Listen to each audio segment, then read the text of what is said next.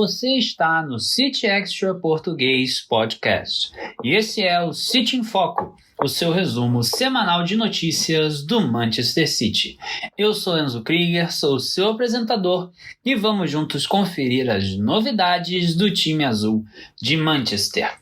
Este episódio é patrocinado pela The Citizens Brasil e é a última oportunidade de se juntar à torcida ainda na temporada 24-25. As afiliações vão até o dia 21 deste mês. Corra e não perca tempo de fazer parte da maior família do Manchester City na América Latina. Nesta semana, um descanso para o City na Champions League, não jogou nem terça nem quarta por já estar eliminado, mas temos notícias boas por conta da vitória do Arsenal por 3-0 para cima do Real Madrid no Emirates Stadium, um amasso dos Gunners, porque agora é oficial. O quinto lugar na tabela da Premier League desta temporada se classificar para a UEFA Champions League de 2025-2026. Se o Arsenal causou dores ao Manchester City ainda nesta temporada, lá no Emirates Stadium, agora trouxe uma bela notícia e já chegaremos lá porque precisamos falar antes de Manchester City 5, Crystal Palace 2. De virada, o Crystal Palace visita o Etihad e gosta de aprontar. Aprontou mesmo, começou logo no início com Eberechi Eze abrindo o placar.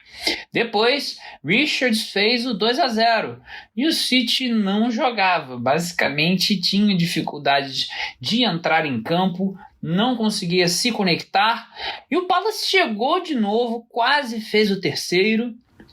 Chegou pela quarta vez e marcou, porém, infelizmente, Eze estava em impedimento, seria o segundo gol dele no jogo, e ali parecia que o City não ia dar conta, não conseguiria virar o jogo, mas temos um certo alguém que eu não entendo como alguém dentro do City pensou que seria uma boa ideia deixar esse cara sair. Como que é uma má ideia deixar o De Bruyne mais tempo no clube? Como é uma má ideia? Mas tem 34 anos. Gente, se não fosse Kevin De Bruyne, o City não teria virado esse jogo. Numa cobrança de falta espetacular, ele coloca o time de volta à partida numa cobrança de falta espetacular no canto do goleiro, deixou o Henderson até tonto, ele não sabia nem o que fazer, foi para um lado, caiu para o outro, ficou ali sem equilíbrio, e o City, num estalar de dedos, voltou. Depois, De Bruyne de novo, cruzamento do Makati, e o belga, ao invés de cabecear para o gol, que ele tinha poucas chances de fazer, ele ajeita para trás. O Gundogan fura e a bola cai no pé de Omar Marmoush, que está numa temporada brilhante. Vocês vão ver agora, porque o Marmoush é o terceiro maior artilheiro do City nesta temporada. E ele chegou ao clube só em janeiro. O egípcio pegou a bola numa chicotada e passou o gol. E o empate do City logo no primeiro tempo. O City se animou com o gol do De Bruyne, não jogava bem antes e começou a jogar como se fosse o Manchester City de verdade. E foi muito bom, deu um ânimo e o time poderia até ter virado a partida no primeiro tempo. Coisa que não aconteceu, o De Bruyne fez uma movimentação perfeita, movimentação que os meio-campistas do clube mais jovens que ele, que tem contrato, não fazem. O belga fez, mas acabou por finalizar por cima, logo nos acréscimos dos primeiros 45 minutos. Mas no segundo tempo não tem problema não, porque logo no início o Kovacic virou o jogo, com assistência de quem, gente? Adivinha de quem foi o passe para o gol? Kevin De Bruyne participou dos 3 gols da virada. Que depois foi só acréscimo, o Crystal Palace realmente sentiu o placar. Mas o belga construiu esse placar, construiu esse jogo. E como, de novo, eu volto à pergunta, como alguém decidiu que era uma boa ideia não dar mais um contrato ao De Bruyne? É revoltante. assim, não dá para explicar. O De Bruyne ainda tem muito futebol pela frente e com 70 anos ele joga mais do que 90% da Premier League. É um gênio, sabe, se eu ficar descrevendo o De Bruyne aqui, a gente perde o episódio inteiro. Mas é a dimensão deste craque, é a dimensão do maior meio-campista da história da Liga Inglesa. É Kevin De Bruyne. O City vira nas costas dele com um gol de falta, uma participação direta e uma assistência. E depois só faz o que faz. Manchester City controla o jogo, conseguiu finalmente, enfim, dominar a posse de bola, sendo incisivo, sendo o Manchester City.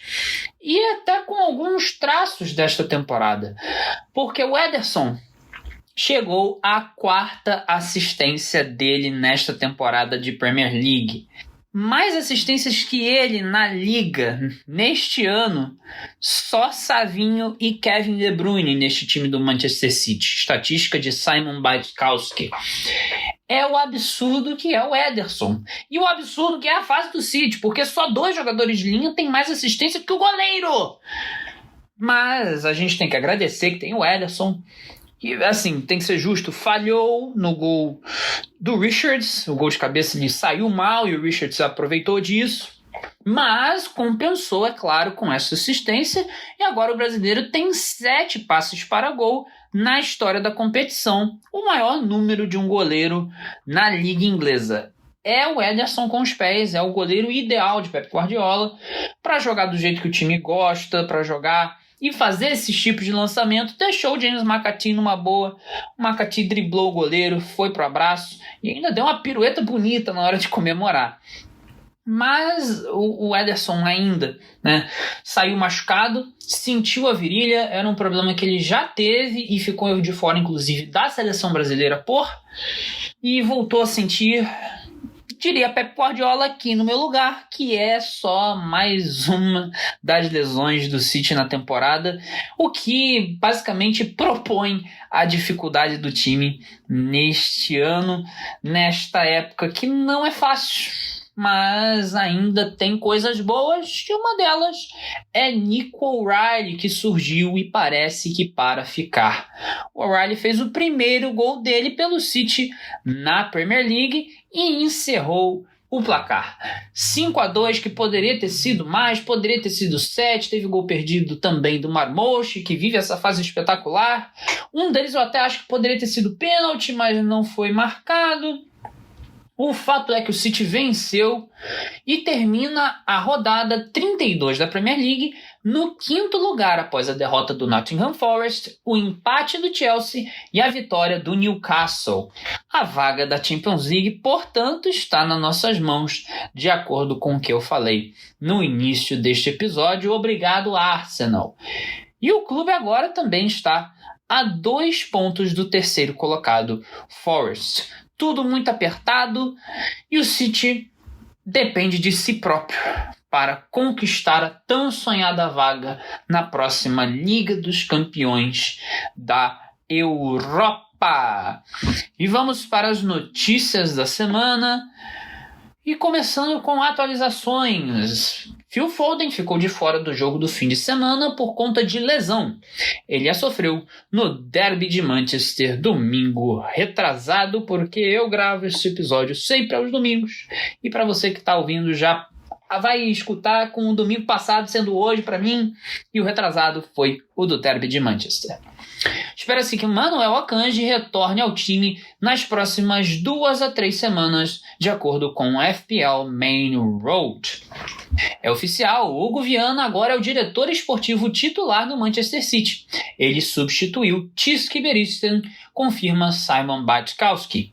Após a janela movimentada de janeiro do City, todas as decisões sobre contratos de longo prazo e alvos de transferência foram colocadas em espera até Viana começar nesta semana, via Paul Hirst.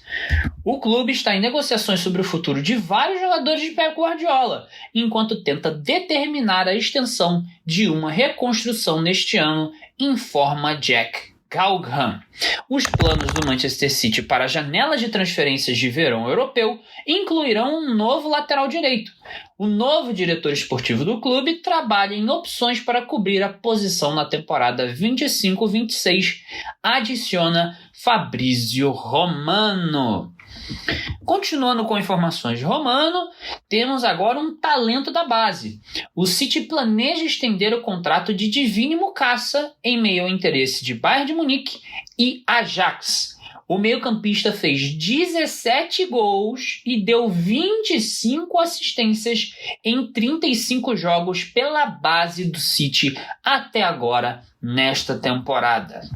Vamos para rumores das próximas grandes contratações. Se Hugo Viana assumiu, já pode saber que tem trabalho nos bastidores.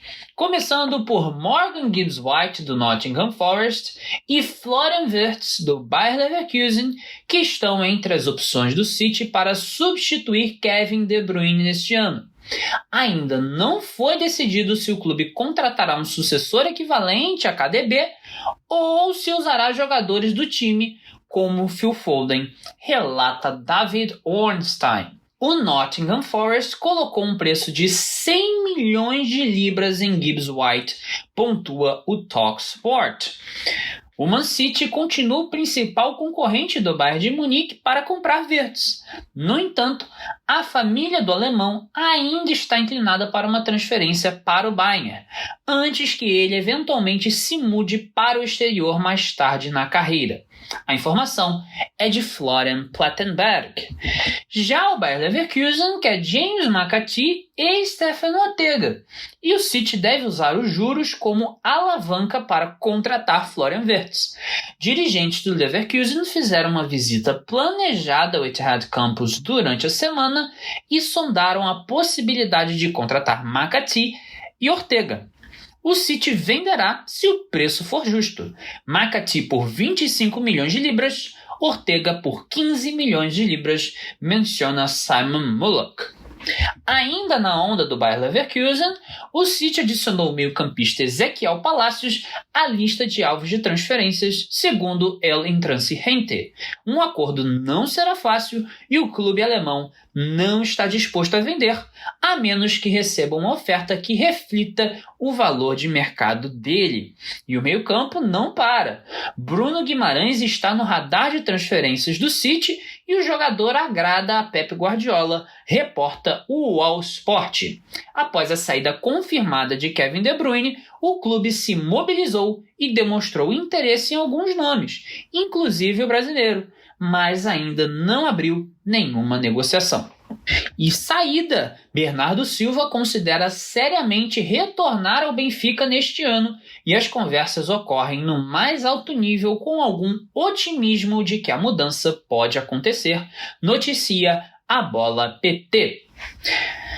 Meio de campo foi, mas ainda temos mais. Vamos para a defesa, mais especificamente com os lados, as laterais, porque o City provavelmente investirá uma quantia considerável em um lateral neste ano. Mesmo que o Milan decida não contratar Kyle Walker em definitivo, o inglês não fará parte dos planos do clube a partir da próxima temporada, informa Fabrizio Romano. O jogador emprestado pelo tetracampeão inglês ao Milan passou por uma cirurgia no braço direito. Ele fraturou o cotovelo, confirmou o clube italiano em um comunicado. Destiny Udogie, do Tottenham, é um lateral muito bem avaliado pelo Manchester City e Hugo Viana já o acompanhava desde a época em que ele estava na Udinese. Já Andrea Cambiaso continua como um candidato forte e realista na lista do time para a posição. O jogador estava aberto à transferência em janeiro, enquanto ainda estava comprometido com a Juventus. Ele deixou a questão nas mãos do clube italiano, declara Fabrizio Romano. Segundo John Cross, o Tottenham resistirá a qualquer oferta por Udogie neste ano. O lateral esquerdo está em uma longa lista do atual tetracampeão inglês, em vez de ser o alvo número 1 para a posição. Cambiaso ainda é considerado o alvo principal para a lateral esquerda. E o O'Reilly fez ontem, sábado, o primeiro gol dele na Premier League e já está em andamento com as conversas de uma possível extensão de contrato que o manterá no clube pelos próximos 5 anos, diz o The Sun. Os novos termos também farão com que O'Reilly obtenha aumentos incrementais a cada temporada, com bônus no topo. Fabrizio Romano complementa. O Manchester City avança nas negociações para um novo contrato com Nico O'Reilly. Após o clube rejeitar propostas do Chelsea em janeiro, as conversas iniciais ocorreram. O time azul está confiante para fechar um acordo. O Manchester City tem opção de recompra de Liam Delap por 40 milhões de libras, mas é improvável que o recontrate. O City também inseriu uma cláusula de venda de 20% no acordo que selou com o Ipswich Town. O Manchester United fez de Delap o alvo número 1 com o atacante, compilam Chris Wheeler e Jack Galgan. E Kevin De Bruyne, voltando à tona no episódio, já é garantido que ele não permanecerá no City e o mercado já começou a se movimentar para contratar o belga. Afinal, quem não quer um craque desses no time, né, gente?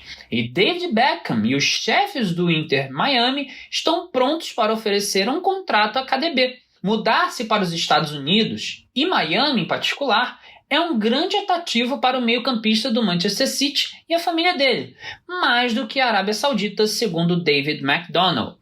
Paul Tenório complementa. O Inter Miami detém os direitos de descoberta de De Bruyne na MLS, o que oferece ao clube o direito de negociar primeiro com o jogador. Phil Foden ficou de fora da partida contra o Crystal Palace por lesão e também está um pouco abalado emocionalmente. Ele sofreu ataques no jogo contra o Manchester United. E a FA está ciente dos cantos sobre a mãe de Foden, feitos por torcedores do Manchester United em Old Trafford no domingo, e os condena. No entanto, a federação não tomará nenhuma atitude, pois as músicas não violam os regulamentos, de acordo com Chris Wheeler. E mais polêmicas no derby de Manchester. Um homem de 20 anos foi preso e acusado de agressão após Jack Grealish ter levado um tapa no rosto próximo ao túnel do Old Trafford. Acredita-se que o meio-campista do City não tenha se ferido gravemente após o ataque, via Mike Keegan. No episódio passado, nós falamos sobre as polêmicas de ingressos e elas continuam.